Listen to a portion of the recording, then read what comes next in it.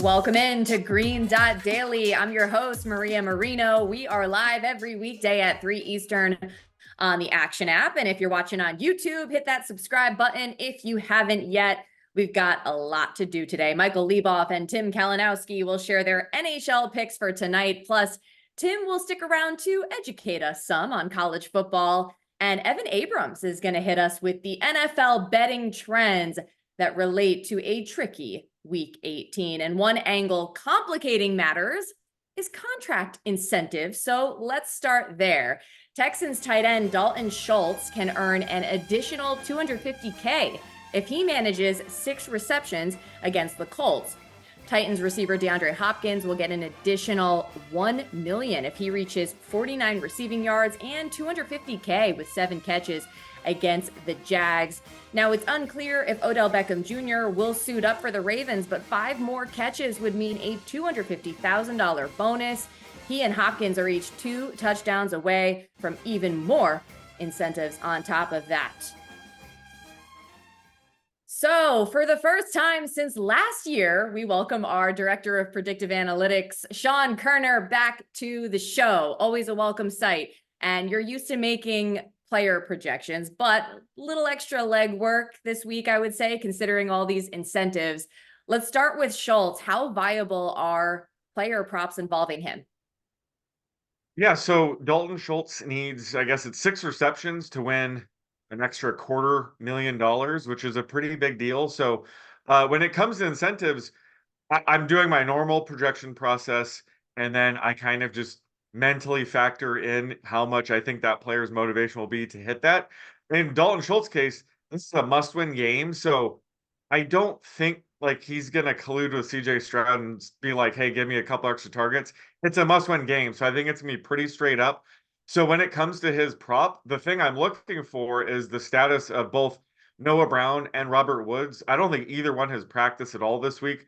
Both are in danger of missing this game. So if both are out, I think that's going to result in an extra few targets for Dalton Schultz anyway. So there's a chance he does get there in just his normal range of outcomes. So let's assume that both Brown and Woods are out.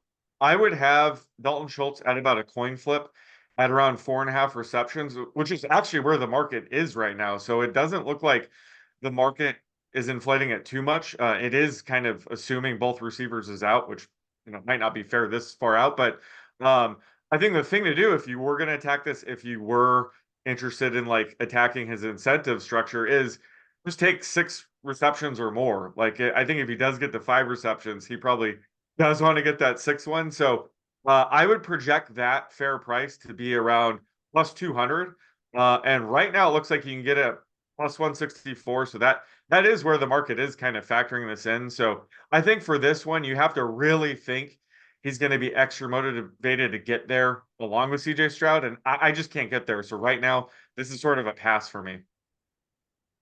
Gotcha. Well, you said it, the fair market value, and it's not lining up with what you're seeing at the moment, but something to keep an eye on for sure. Now, as far as DeAndre Hopkins is concerned, I mean, the Titans may not have anything to play for, but he definitely does. So what goes into whether or not you would bet Hopkins props?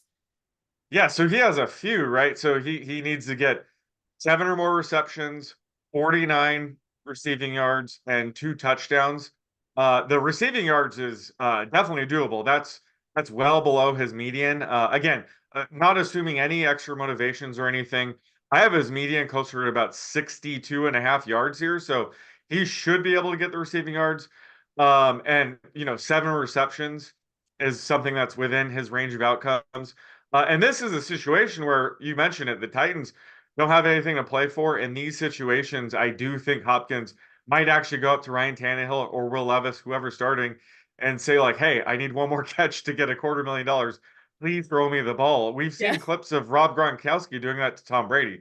So don't tell me that never happened. So this is a case where, yeah, I think I think early on, they probably do want to just get him some targets, maybe get him over 49 yards to make him happy. But then at that point, 7 receptions might be in play. So I'm interested in his props just to see where they are. I bet the market will factor this in. But, if you want to look at 7 or more receptions for him, I have the fair odds being around plus 250. But this is a situation I think we do have to lower those odds because I can see them really trying to get him there. Mhm. When it comes to the touchdowns, those aren't really markets I attack anyway, and that does depend on his teammates getting the ball, closer to the red zone, to the end zone, to get there. So the touchdowns ones, I'm not as interested in, but certainly his receptions and receiving yard markets, I'll be looking at and looking to take the over if it's low enough. Right. And you mentioned him going up to, who's playing quarterback and saying, "Hey, just so you know," and maybe he'll negotiate a kickback like, "Hey, I'll give you, a percentage or something like Who that." knows? It would make sense. But okay, let's talk OBJ now. He's been resting from practice throughout this week, but if he does play, what do you expect? Yeah, so he needs 5 receptions to get $250,000, 2 touchdowns to get $500,000. But this is a game where the Ravens have already locked up the 1 seed. They have nothing to play for. Yeah, if he is missing practice, that's even more reason just to sit him out. He is one of those players that you want him healthy for the playoffs, so it doesn't make sense to risk him. If he is playing, I guess it would be the team saying, "Hey, take your shot at these incentives." For him, these are a bit tougher. He might need to play the full game to get 5 or more receptions, or really, tell Tyler Huntley, "Get me the ball early and often."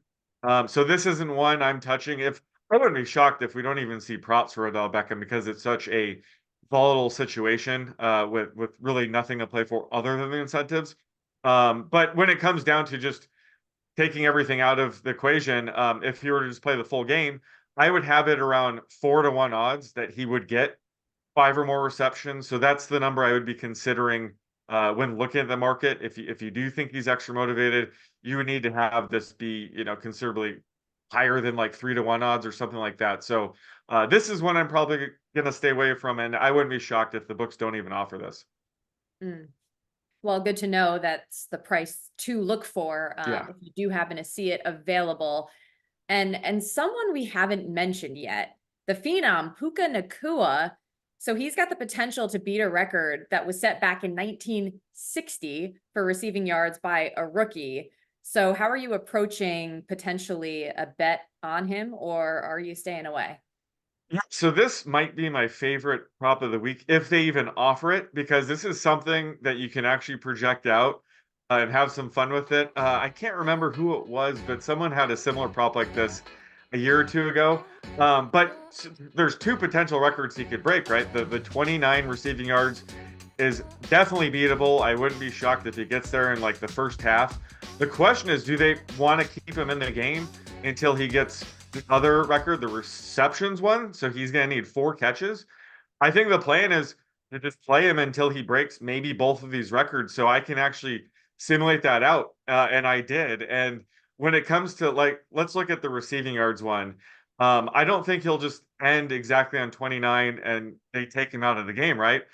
He might be at, say, 24 yards and he'll need maybe 1 or 2 more catches to get there. So he's likely going to end up somewhere in the 30s. So I actually simulated it out where if they want to remove him after breaking the yardage record, his median is going to be around 35 and a half, the way everything shakes out.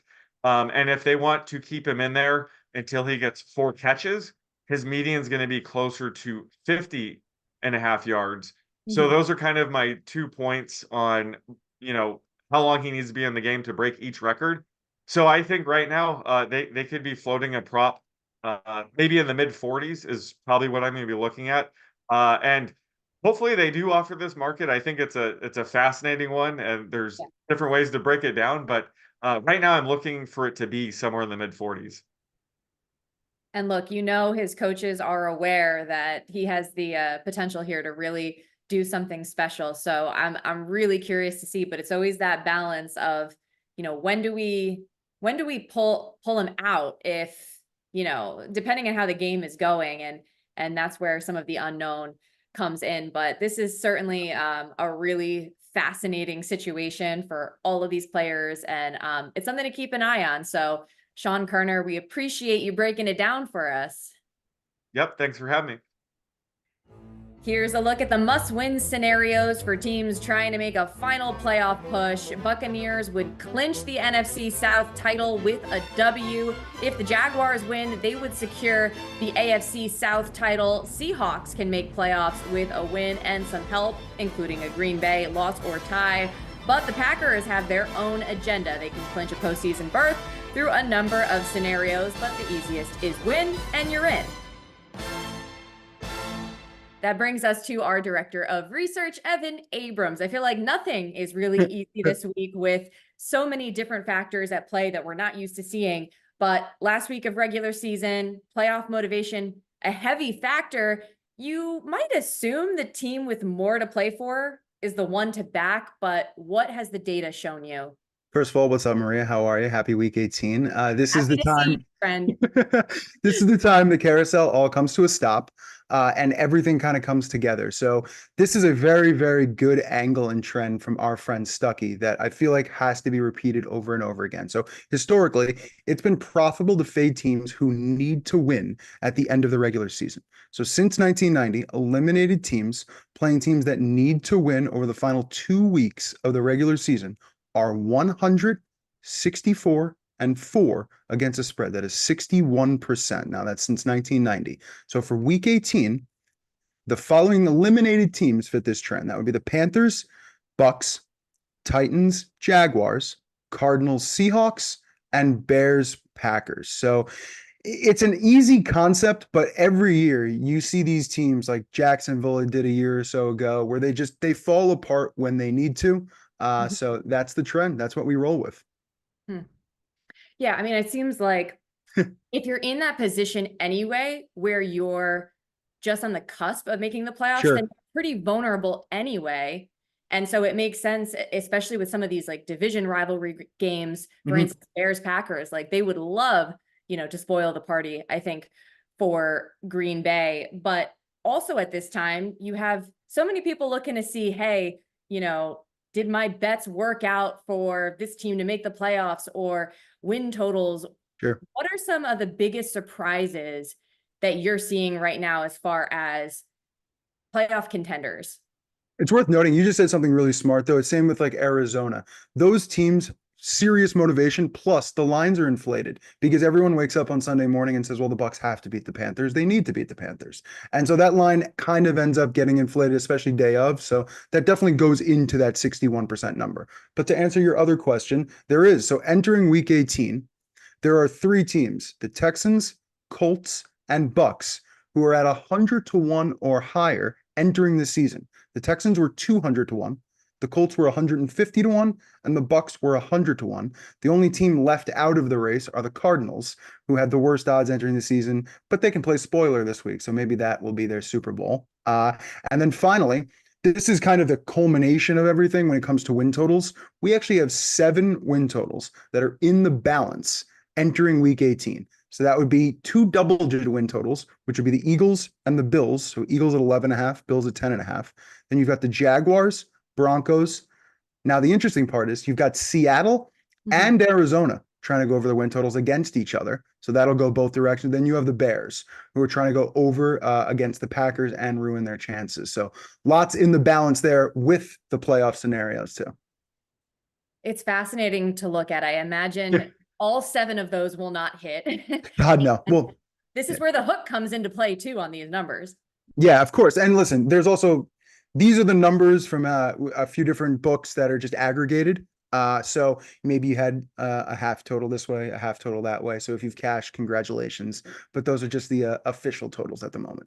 I'd have to go out on a limb too and say that the NFL loves this, that all of these teams, are sort of hanging in the balance because, a lot of people are still paying attention, even if their team is out of it. But did want to talk about one of the matchups, which is tricky, I would think, to handicap. So Pittsburgh still hunting for a playoff spot, favored on Saturday against the Ravens, who are sitting Lamar Jackson, starting Tyler Huntley. This is like a microcosm of the final week, right? In terms of Correct. all the different variables. So what can you tell us about that one?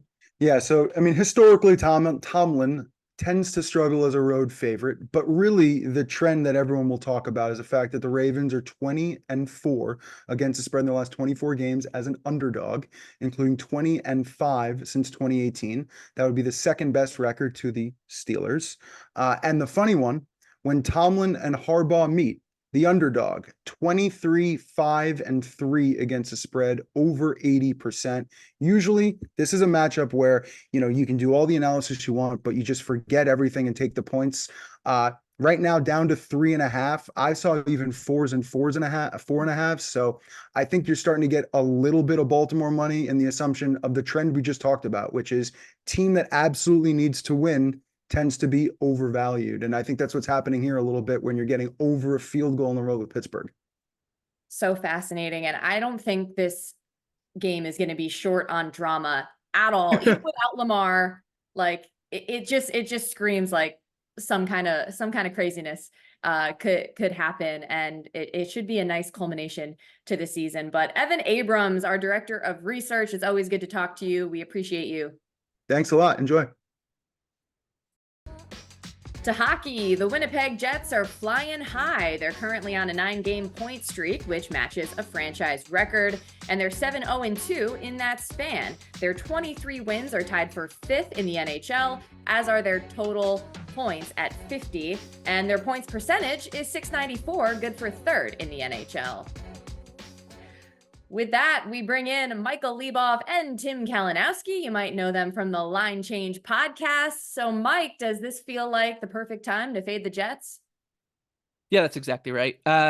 Once the mainstream media starts to catch wind of these teams surging is usually a signal to folks like Tim, Nick, and I to start selling high, and that's exactly what I'm going to do on Thursday night. Unfortunately, I got to do it with the San Jose Sharks as the other end of the equation. So it's not only a sell high, but a buy very, very low spot on San Jose, who, after a fun little jaunt a couple weeks ago, are now right back in the thick of being in the race for the worst NHL team with the Chicago Blackhawks.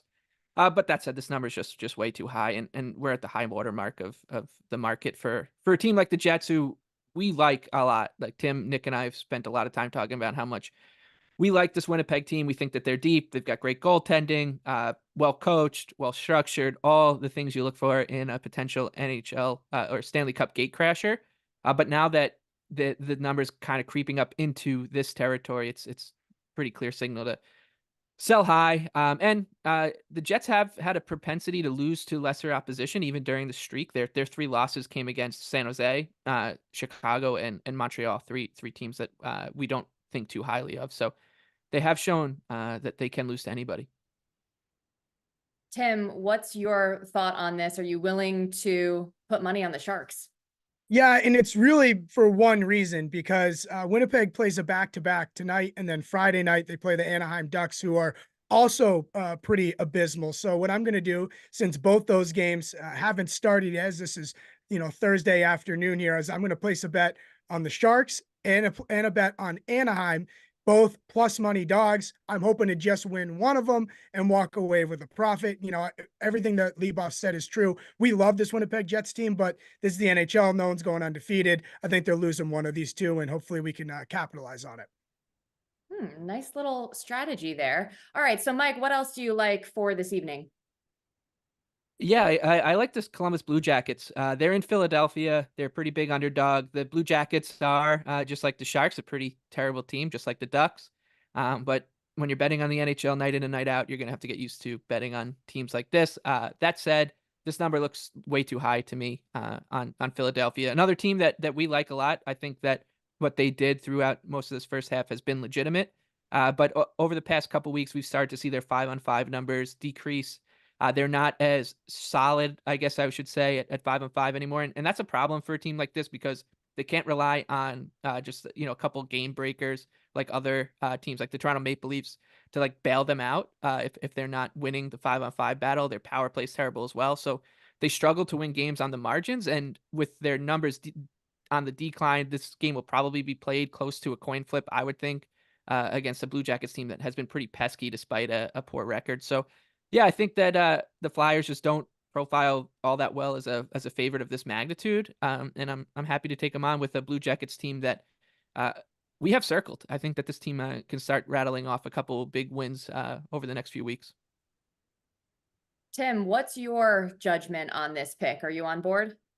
I am, because as Leboff said, we love the Philadelphia Flyers, but as underdogs, not as minus 200 favorites. They, the NHL, it's been a really interesting year because there's not a wide gap between these teams. You have teams that we thought to be Stanley Cup contenders, fighting for their playoff lives in the middle of their conference standings. So it kind of makes you scratch your head and like, hey, anyone can kind of beat anyone on any given night, especially a team like the Flyers, who again have been a great surprise and we like to back, but not like this. They do not deserve to be laying this type of number. Well, Timmy, it's your turn to get judged. Why don't you give us your pick for the slate and we'll see what Mike thinks about it. Yeah, the Tampa Bay Lightning, they're minus 130 at Minnesota. And, talk about teams that we, thought would be better that are kind of fighting in the middle of the pack. The Tampa Bay Lightning, they have not been the Tampa Bay Lightning of old. Partly that was because on the start of the season, they were missing star goaltender Andrei Vasilevsky. But since he's been back, he's been, okay. And they've just been underwhelming. They have a problem. They're not as deep as those past Stanley Cup contender Lightning teams. That tends to happen on the back end of a dynastic run, if you will. But Minnesota, on the other hand, who we do like, is a pesky little team, but they have key injuries.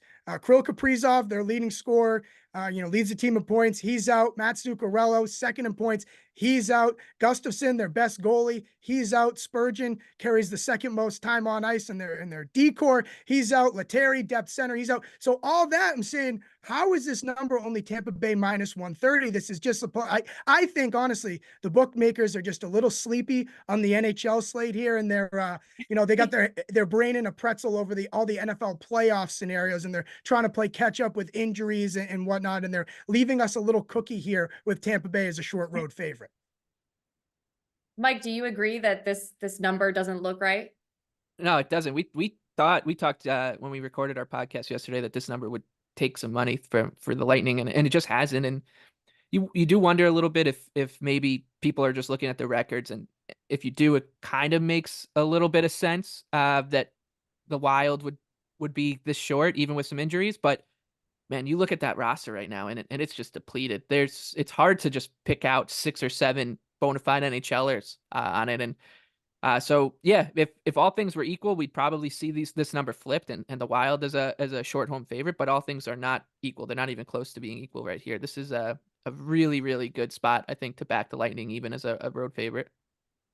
Well, I'm glad we're all simpatico. Although, Mike, I feel like whenever you give picks, you always find the plus money. Like, I feel like you rarely will pick a favorite. Is that accurate? Yeah, no, this is pretty rare for me, but I have learned a little bit from over the years from my friends Tim and Nick that it's okay every once in a while to lay some money in the NHL, and I do try to pick my spots as carefully as possible, and this is definitely one of them. It's just the lineup is just ridiculous. The injuries that the Wild are dealing with, so I'm happy to do this, and we'll find out, I'm sure, like right before puck drop, that the flu is ravaging the Lightning or something, and that's why this line hasn't moved. Stop it. Don't go there. No need to speak that into existence. Tim is going to stick around to talk college football, but Mike, we appreciate you. We'll see you next time. So long. So here's how the quarterbacks stack up heading into the college football playoff national title game. Michael Penix Jr. of Washington and JJ McCarthy of Michigan both have records of 14-0. Penix has way more touchdowns and passing yards in that explosive offense, but McCarthy with a slightly better QBR. Back here with Tim Kalinowski. All right, so before we get into this matchup Monday night, I did want to find out your thoughts and reaction to the semifinals, because this is the first time we're catching up. Yeah, I mean, listen, the 5 o'clock Rose Bowl start time, and then the basically 9:15 Sugar Bowl start time on Sunday, New Year's Day, it's honestly disgusting. It was just, it was borderline insulting, because college football just knows they have this all wrapped around their finger, and whatever they do, we're just going to follow. And so I'm a night owl. And so I have no problem with it, but I was getting tired. I hate waiting around all day. The NFL does it so well. When they have just 2 games and playoff scenarios, it's perfect. Don't make us wait around all day. We're all stuck in our houses. Show us the damn games. And I'll say one thing. I heard someone else say this last week. College football, start acting like the NFL. That Rose Bowl game was one of the most watched college football games of all time. Put it at 2:00 and people will still watch it. And it's all because of the stupid Rose Bowl sunset in the 3rd quarter. That's the only reason all of this happened, because the Rose Bowl will not budge to show the sunset in the 3rd quarter. That's it. It's the only reason. Yeah, and they should change the start time so we don't have sleepy, cranky Tim the following day. Very, very cranky. Very cranky. All right, let's look ahead to the title game. What are the key things in your mind that we should be focusing on that we need to know ahead of this? Yeah, it's nice we do this show, Maria, on Thursday. We don't have to quite talk about the point spread, give us your whole handicap, that, which we might do. But I'm looking at this. I think this is going to be Harbaugh's last game at Michigan. I see no way he returns. I think, he's been playing with Michigan for, a number of years now, teasing going back to the NFL. And I think at this point, he's going back to the NFL. He's probably going to start next season suspended once again. The NCAA is not going to rest until they have, Harbaugh completely in their grasp. So I think he goes back to the NFL. And also, too, I'll point out, we talk all this. We need the 12-team playoff. We needed the 4-team playoff. Hey, look at this.